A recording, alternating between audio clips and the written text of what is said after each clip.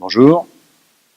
Ce début d'année, comme souvent annoncé par nos experts, promet un avenir meilleur pour nos exploitations. On nous dit que beaucoup d'indices sont ouverts. En production laitière, en production bovine, normalement, ça devrait aller mieux. Et puis, au fil des mois, j'imagine comme d'habitude, aucun signe d'augmentation de résultats dans nos exploitations. Par contre, on a l'impression qu'autour de nous, l'argent n'est pas perdu pour tout le monde. C'est pour cela qu'à la Fédé, nous avons créé notre marque, pour qu'enfin les agriculteurs puissent toucher les bénéfices de leur travail et que ce ne soit pas d'autres qui se l'accaparent. Merci à Patrice et Guillaume, ainsi que l'ensemble de l'équipe de la FDSEA. Merci aussi à notre chère coopérative Terra Lacta, qui ne souhaite pas que les agriculteurs puissent gagner plus en s'organisant. Merci à elle. Chose improbable sur le canton. Contrairement à d'autres cantons, le nombre de têtes de bétail augmente. Les vaches et les volailles diminuent. Par contre, les cochons sauvages et les poulets noirs se développent à vitesse grand V. Les cochons sauvages, forcément, les sangliers. Les poulets noirs, il y a les petits et les gros.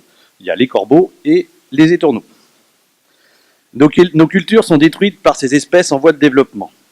Nous devons absolument éradiquer ces espèces qui nuisent à nos exploitations. Autre sujet qui préoccupe nos équipes sur notre Comcom depuis un certain temps, nos deux PLUI, celui de Montaigu et celui de Roche-Hervière. Parce que même qu'on fait partie de la même communauté communautaire de Montaigu, il faut quand même faire deux PLUI. Donc ça se passe plutôt bien, on nous écoute, on parle beaucoup. Par contre, ce qu'on n'arrive pas à comprendre, c'est vu le nombre de réunions qu'on fait et puis vu les discussions qu'on a, on n'arrive pas à comprendre comment les bureaux d'études peuvent retranscrire toute la masse d'informations qu'on leur donne, parce qu'en fait, on ne voit jamais rien.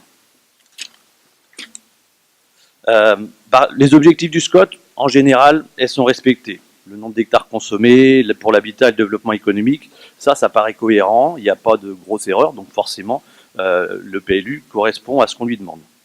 Par contre, la problématique du où et comment reste entier.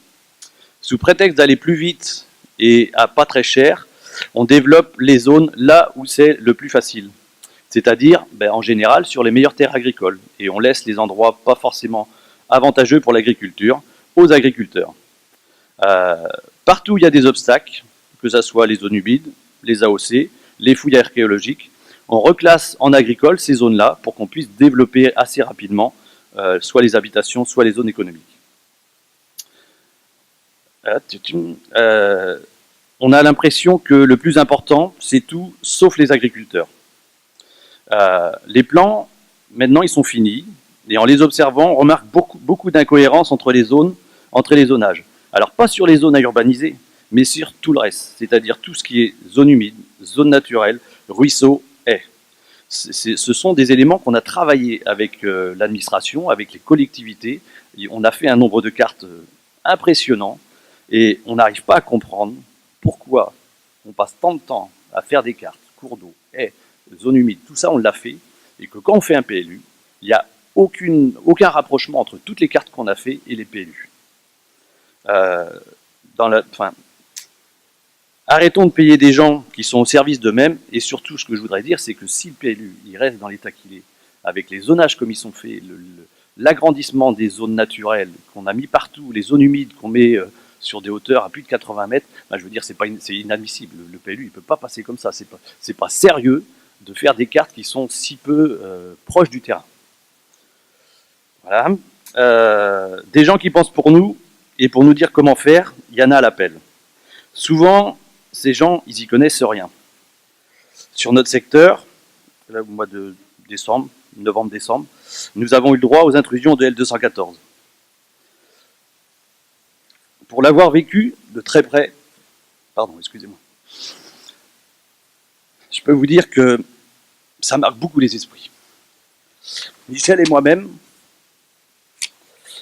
on a vécu des moments que j'étais loin d'imaginer.